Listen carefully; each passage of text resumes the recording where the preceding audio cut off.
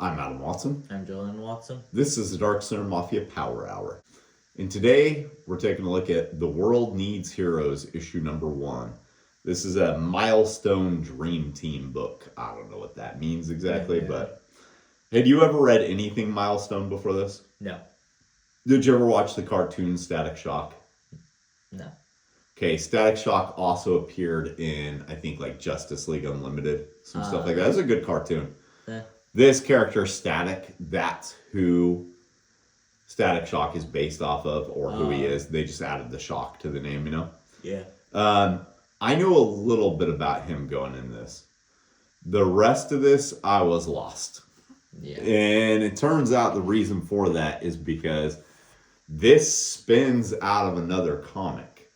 But it doesn't say that anywhere going into it, so I didn't know. You like the Starman at all? Yeah. So, begins with a dam breaking. It's not bad looking. Yeah. I think the sound effect is kind of stupid though. Definitely.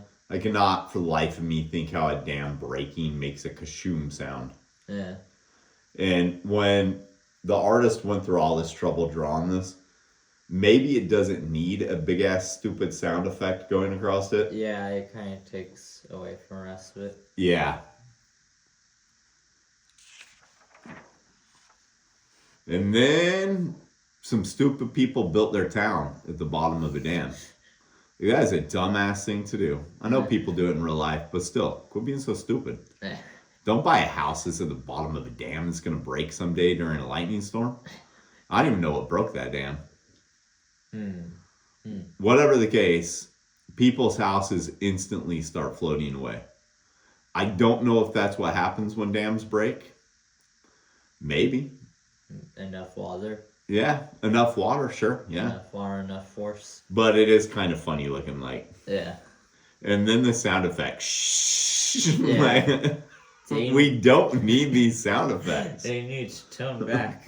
A lot. I know letterers want to feel like they have a job too, but holy shit. And then we get a very awkward perspective shot. Yeah. This is written by Matt Wayne, penciled by Chris Cross, which you can't see that he's who penciled it because his name's obscured by that hair. Inked by Prentice Rollins. Julia Lacament did something, but I don't know what. I did there in some way. Steve Dutro did something, and Steve Dutro was a letterer. Dwayne McDuffie is the editor-in-chief, so... They should have had her hair behind the Yeah. box. So, like I said, I've read some Milestone comics, but I haven't read the stuff these guys come from. So, they apparently come from Shadow Cabinet. So, I'm lost as to who the hell these characters are, and they get no introduction. This comic just assumes you know who every single character in this is. Yeah. Yeah, it's not it doesn't work that well in that way. No. So, Batman Forever ad. You don't see things being advertised on pay-per-view anymore. Do you even know what pay-per-view is? I feel like I do, but it reminds me. So, way back before I was even your age, we had cable and satellite was the way we watched TV, right?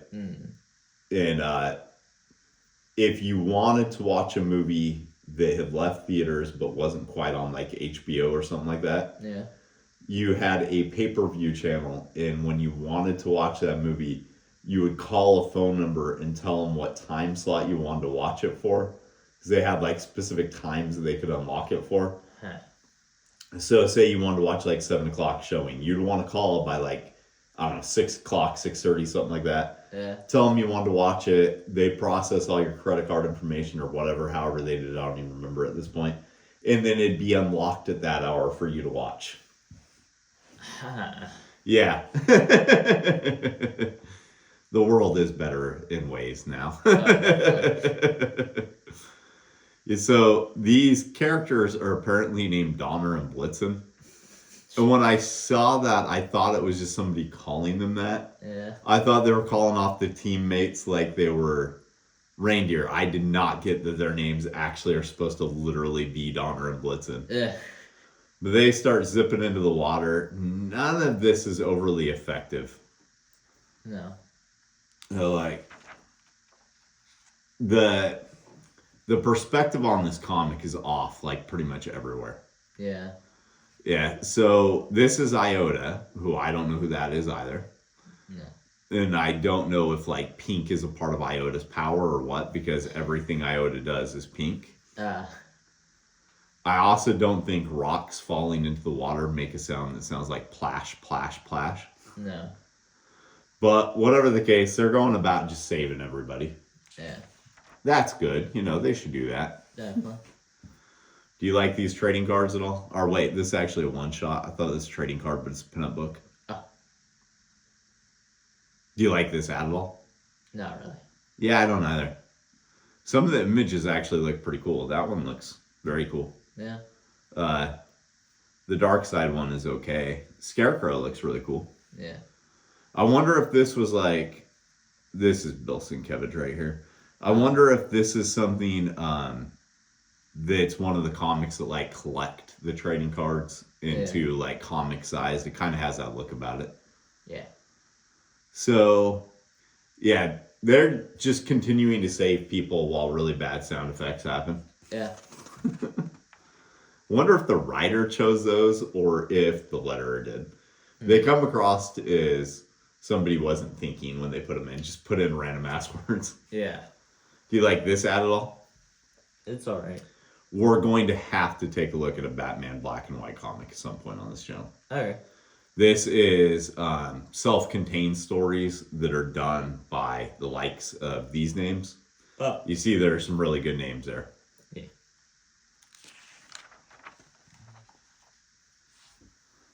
They continue to save people like this. Over half this comic is just them saving people from the water, right? Yeah. And it's all kind of muddly and it's all kind of confusing and it all has kind of bad sound effects. Yeah. So, yeah, like the timer that's counting down to blow up the whole dam, you know that's something they blew up, right? Yeah. Yeah, so like, where is it at? The pink one. That's the bomb that's blowing up the rest of the dam, right? Yeah. Yeah, because that's when the countdown begins. Why? Why did they blow up the rest of the dam? Why did that happen? No idea.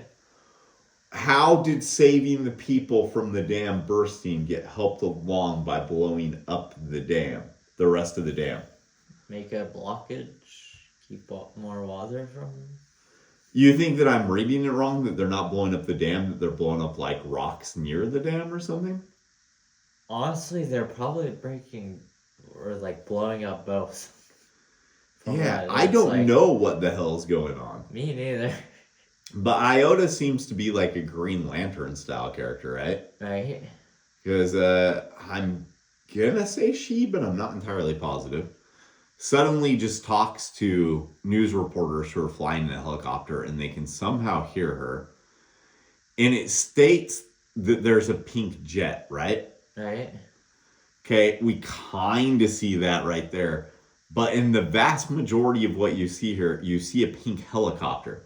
Yeah. So that's kind of muddly to a degree too, right? Yeah, I have no idea what's going on the right. I think Iota is gathering up all the houses, maybe? Maybe. But I don't know. The storm's well drawn, though. Yeah. The actual figure drawing is good and everything. I know there's a lot of books out there that have really good crisscross art. Yeah. This one seems like maybe a little earlier or something, you know, like it's not as good as what you'd expect. No. And the writer on this did not do a good job of explaining to us who any of these characters are. Yeah.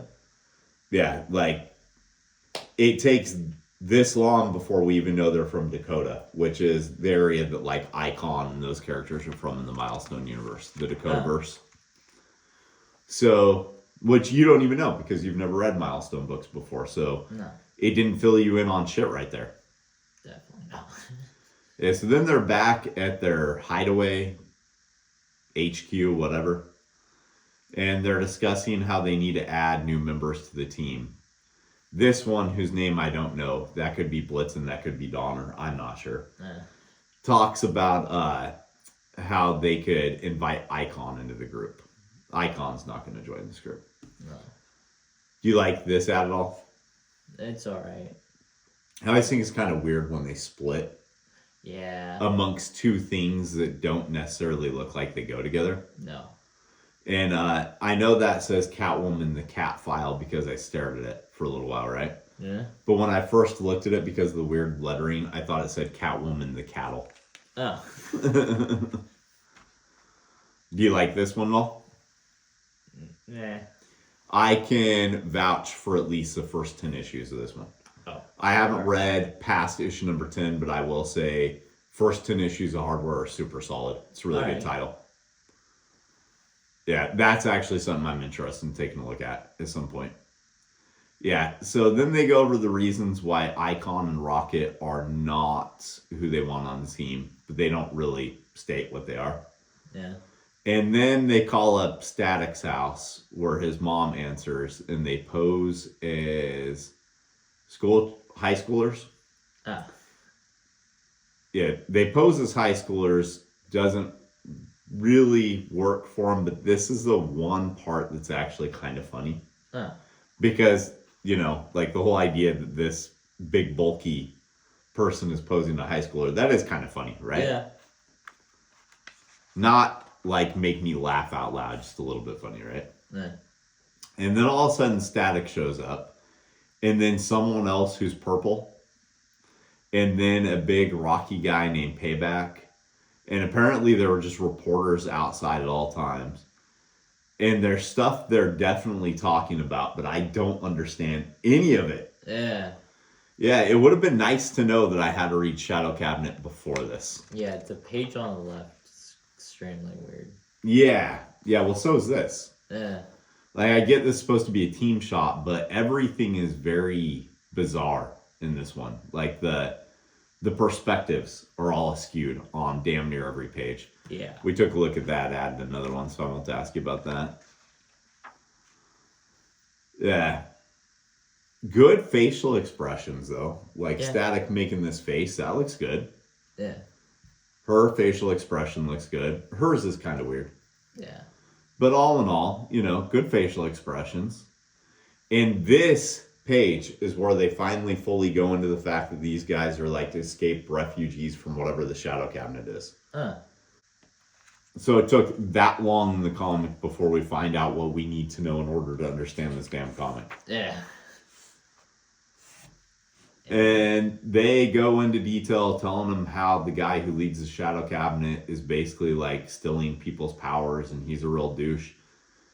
And just as they say that, bam, that very person shows up with the other members of the Shadow Cabinet who are still apparently bad.